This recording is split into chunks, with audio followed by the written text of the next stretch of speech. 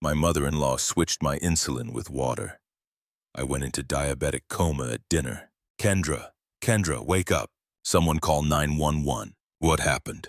What's wrong with her? I don't know. She just collapsed. She's not breathing right. Check her blood sugar. She's diabetic. Where's her kit? My mother-in-law switched my insulin with water. I went into a diabetic coma at dinner. Hi, I'm Kendra. Today I'm going to tell you my story. But before I continue, please like, share, and subscribe to hear more stories like this. I need to start by explaining that I'm a type 1 diabetic. I was diagnosed when I was 11 years old, and managing my condition has been part of my daily life for 16 years now. I am meticulous about it. I check my blood sugar regularly, count my carbs carefully, and never miss an insulin dose. My life literally depends on it. When I met my husband Patrick 3 years ago, I was upfront about my diabetes from our first date. Some guys get weird about it, but Patrick was amazing. He asked questions, learned how to recognize the signs of high and low blood sugar, and even learned how to use my emergency glucagon kit. I want to keep you safe, he told me. That's when I knew he was the one. We got married 2 years ago, and everything was perfect except for one thing. His mother, Carol. Carol had been a nurse before she retired, which should have been reassuring. Someone with medical knowledge who understood my condition, right? Wrong. Carol had very strong opinions about health and medicine. Specifically that most conditions could be cured through diet and natural remedies. From the moment Patrick told her about my diabetes, she started with the comments. You know, I've read that cinnamon can reverse diabetes, she said at our first dinner together. You should try cutting out all sugar and carbs completely. Your body will heal itself. Mom, Kendra has type 1 diabetes, Patrick explained. That's different from type 2. Her pancreas doesn't produce insulin at all. Diet alone won't fix it. Well, Western medicine wants you to believe that, Carol said, giving me this pitying look. But the pharmaceutical companies make billions off insulin. Of course, they don't want you to know about natural cures. I tried to stay polite. I appreciate your concern, but I've been managing this for 16 years with my endocrinologist's guidance. My treatment plan works for me. She smiled, but it wasn't friendly. If you say so, dear. The comments continued every time we saw her. She'd send Patrick articles about diabetes cures, most of them from sketchy wellness blogs. She'd suggest supplements, special diets, essential oils. Patrick would throw them away and apologize, but Carol never stopped. My best friend Simone, who's been with me since high school, warned me early on. That woman doesn't respect boundaries, she said. Watch out for her. She's just concerned in her own weird way. I said, I can handle it. I had no idea how wrong I was. Things escalated about 6 months ago when Patrick and I announced we were trying to have a baby. My endocrinologist, Dr. Williams, had cleared me for pregnancy with careful monitoring. My blood sugar control was excellent, and she was confident I could have a healthy pregnancy. Carol's reaction was immediate and harsh. You can't have a baby with that condition, she said. It's too dangerous. You'll pass it on to the child. Type 1 diabetes isn't directly inherited like that, I explained, and plenty of diabetic women have healthy pregnancies. I was a nurse for 30 years, Kendra. I know what I'm talking about. You're being selfish and reckless. Patrick stepped in. Mom, that's enough. This is our decision, not yours. Kendra's doctor supports this. Fine, Carol said coldly, but don't come crying to me when something goes wrong. After that conversation, Carol became cold toward me. She'd barely speak to me at family gatherings, would give me these judgmental looks, and started making passive-aggressive comments about my insulin. Still dependent on those shots, I see, she'd say. Must be exhausting being tied to medication. Patrick noticed and confronted her multiple times, but she'd always deny being hostile. I'm just concerned about her health, she'd say innocently. Is that a crime? Patrick's younger brother, Tyler, pulled me aside at a barbecue one day. My mom's acting weird about you, he said. Weirder than usual. She keeps talking about how you shouldn't have kids, how your insulin is poison. It's creepy. I know, I said. But what can I do? She's Patrick's mom. Just be careful around her. When Mom gets an idea in her head, she doesn't let it go. I should have listened to him more seriously. About 3 months ago, Carol started inviting us over for dinner every Sunday. It was unusual because she'd been so distant, but Patrick thought maybe she was trying to make amends. She says she wants to be closer to us before we have kids, he explained. I was skeptical but agreed to go. The first few dinners were actually pleasant. Carol was nice, asked about my work as a graphic designer, even complimented a campaign I'd created for a major client. She seemed genuinely interested in rebuilding our relationship.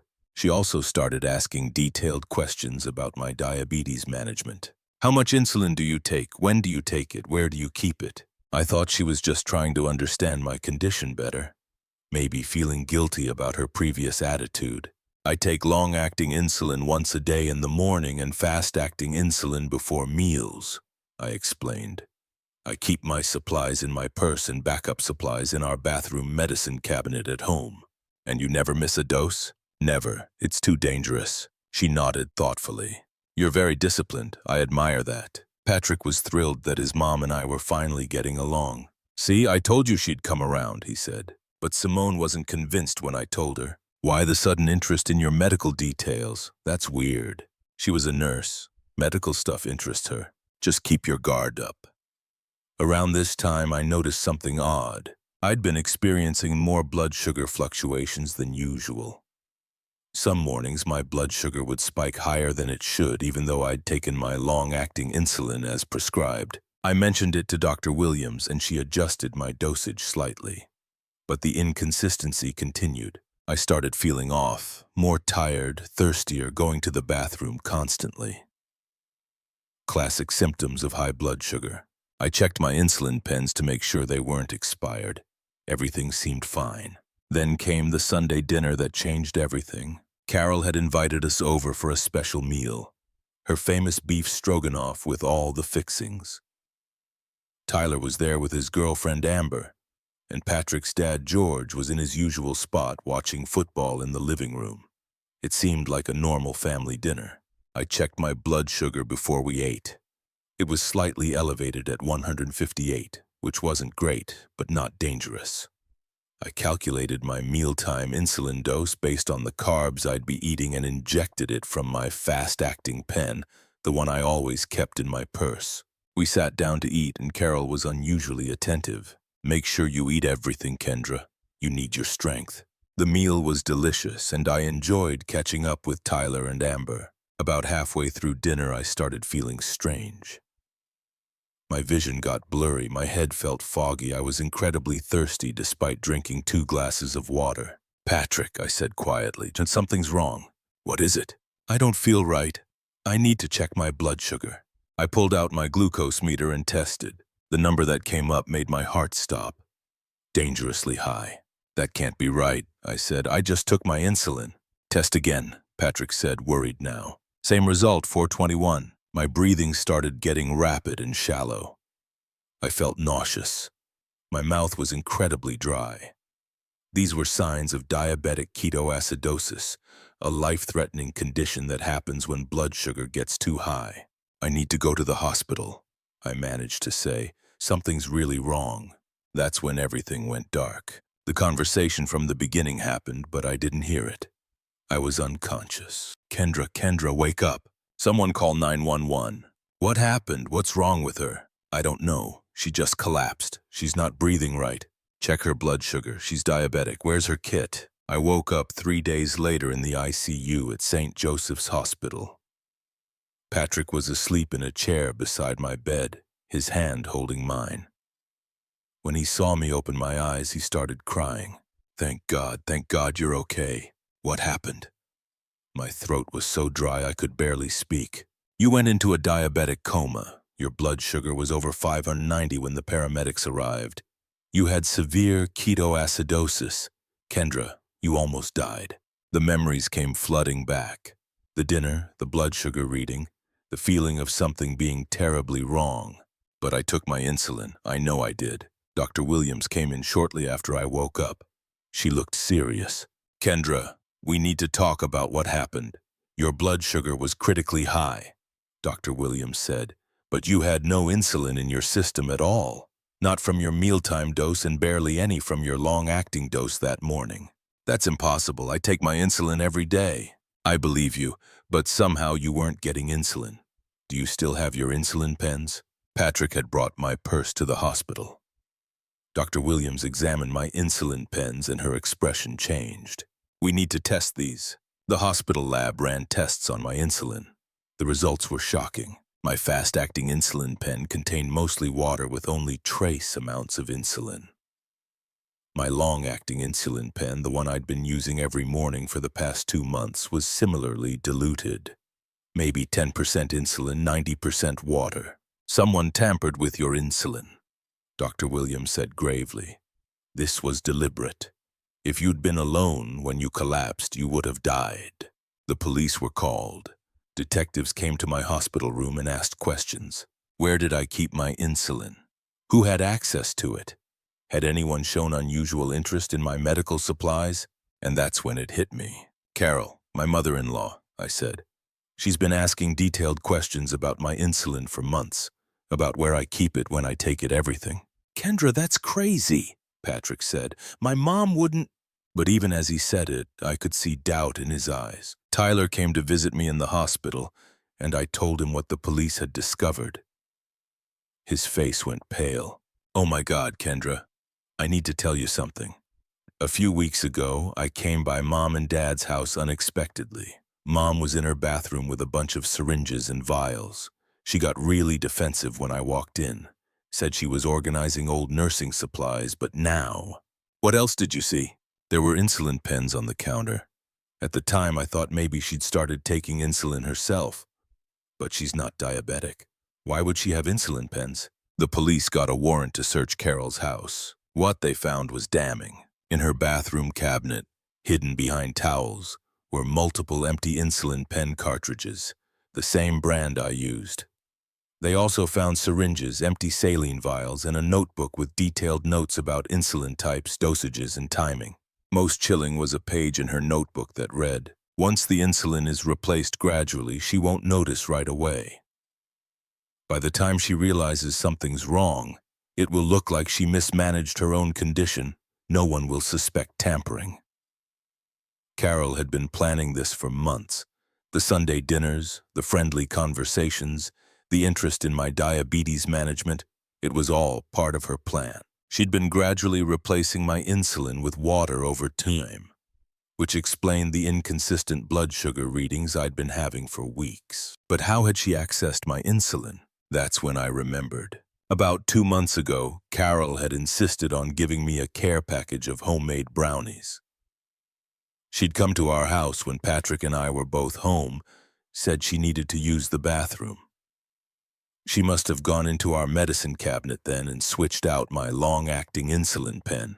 As for my fast-acting pen in my purse, I'd left my purse in Carol's living room during one of those Sunday dinners when I went to help her in the kitchen. She would have had plenty of time to swap it out then. The police confronted Carol at her home. George was there, shocked and confused. According to the police report, Carol initially denied everything. Then she claimed she was trying to help me, that she wanted to prove I didn't really need insulin, that my body could heal itself without medication. She was becoming too dependent on those chemicals, Carol told the police. I wanted to show her she could survive without them. I was monitoring her carefully. I would have intervened if things got too serious. Mrs. Foster, your daughter-in-law went into a coma and nearly died, the detective said. That's because she ate too many carbs at dinner. If she'd followed my diet plan, she would have been fine.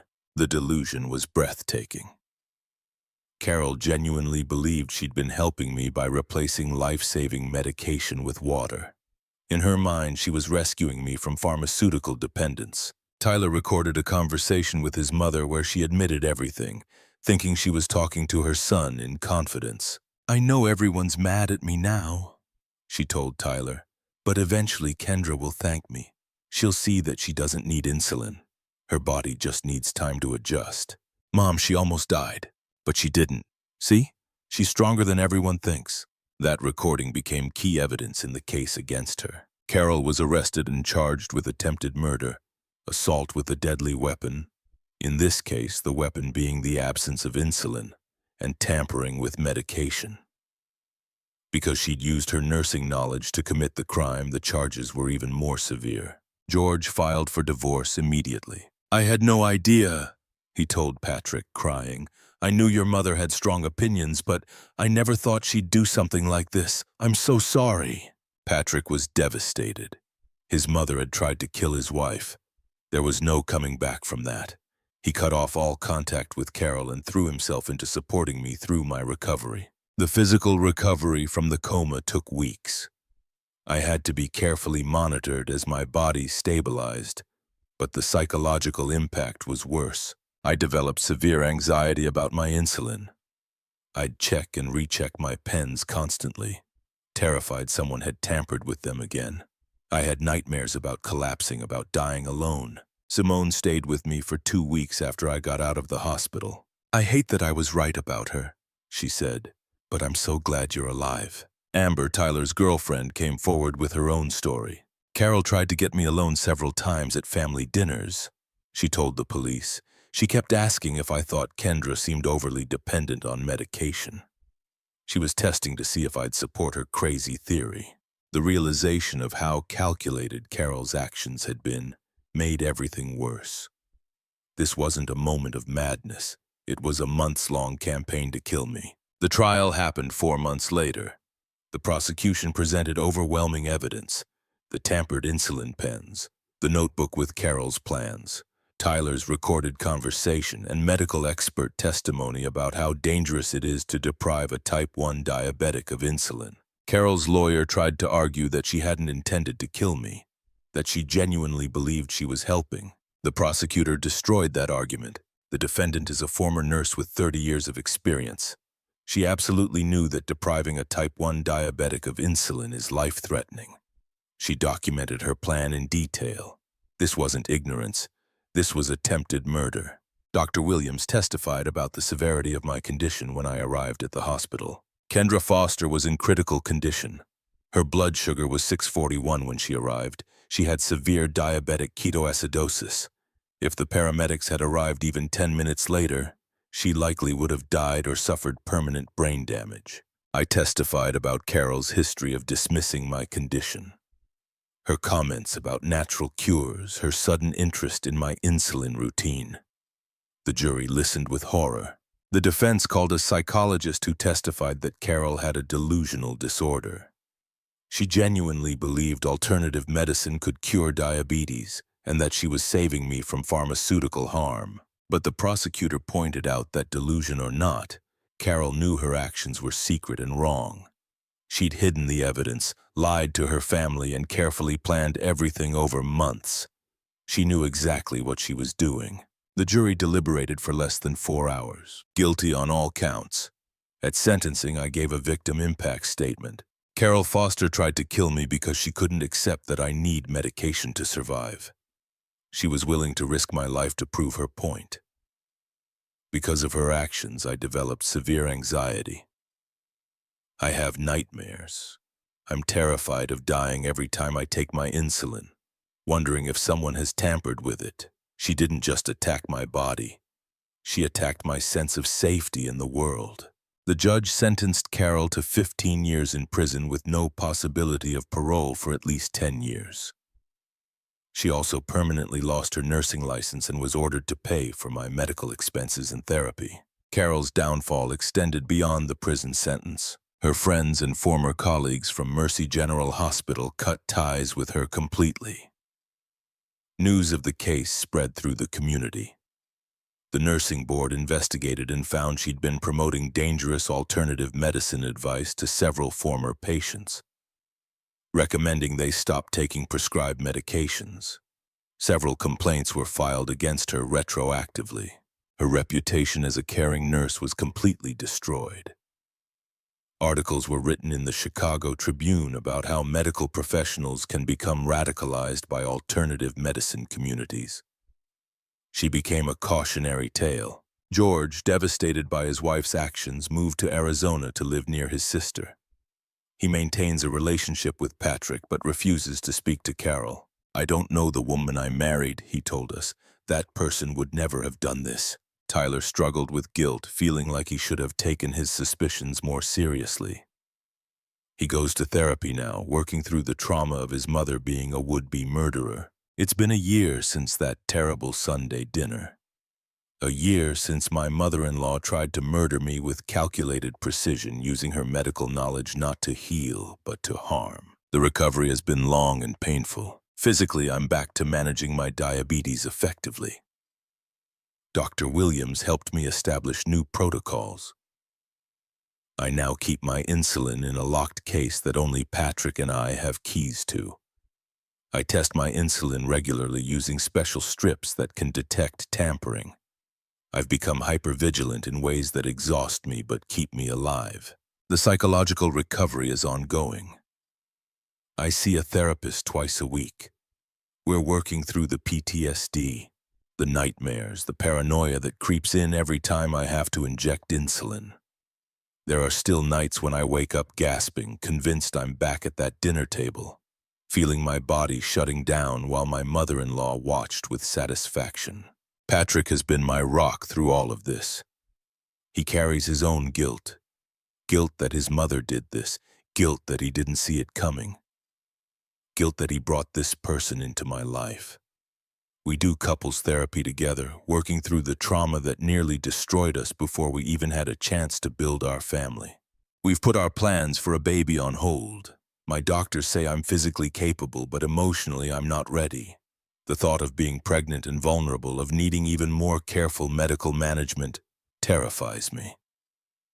Maybe someday, but not yet. Simone still comes over twice a week. She's appointed herself my insulin security guard, checking my supplies with me, making sure everything is sealed and safe. "Nobody's getting to you again," she says fiercely. "Not on my watch." Tyler sends me texts every few days, just checking in. He's carrying his own trauma, the knowledge that he saw warning signs and didn't act on them quickly enough.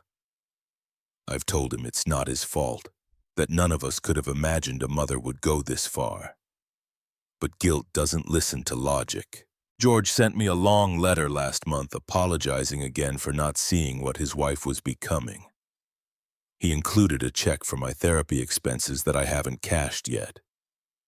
Money doesn't fix this, but I appreciate the gesture. Carol writes letters from prison. Patrick tears them up without reading them. She's tried calling from jail. We've blocked the number. She genuinely believes she's the victim in this story, that she's been wrongly imprisoned for trying to help me. The delusion continues even behind bars. The diabetes community rallied around me. My story made national news, and suddenly I was hearing from other people with chronic conditions who'd faced similar dismissal from family members, partners, even medical professionals who should know better. I started a blog about medical advocacy and the right to have your condition taken seriously. It's become a small community of people who understand. Patrick proposed we move to a new city, make a fresh start away from the memories. We're considering Portland, somewhere Carol doesn't know, somewhere I can walk down the street without seeing the restaurant where we had that first dinner, the hospital where I almost died, the courthouse where justice was served but peace remained elusive. If someone you loved endangered your life because they refused to accept your medical needs, would you ever be able to forgive them, or would you make sure they paid for every consequence? I already know my